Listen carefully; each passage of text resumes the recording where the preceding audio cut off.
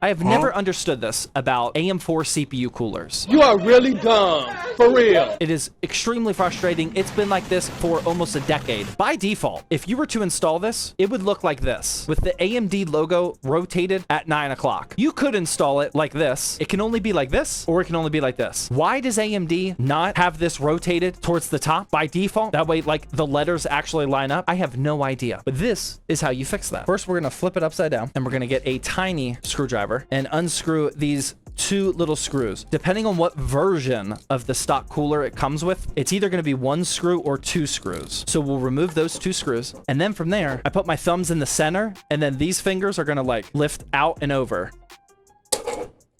Like that. Now we got to switch over to a bigger screw bit, and we have to unscrew these 4 screws to completely remove the fan assembly off of the heatsink so we can rotate it. This is how it would be by default, or like this. The AMD logo is where these 2 screw holes are. So we can pick this up and then just rotate this 90 degrees and then reinstall it on top of the heatsink. I don't know why they don't do that by default. It makes 0 sense to me. Now we're going to screw all these back down and we'll be good to go. And now we have those little screw holes up at the top, and I can install the CPU like this, put this back on, and you kind of like bend the circle outward. That way it goes up and around and clicks into place. You definitely do not need to reinstall those 2 screws right here. I'm just going to throw those away. That plastic shroud is absolutely not going anywhere. And there we go. Now we'll be able to install this on our motherboard with the AMD logo up top.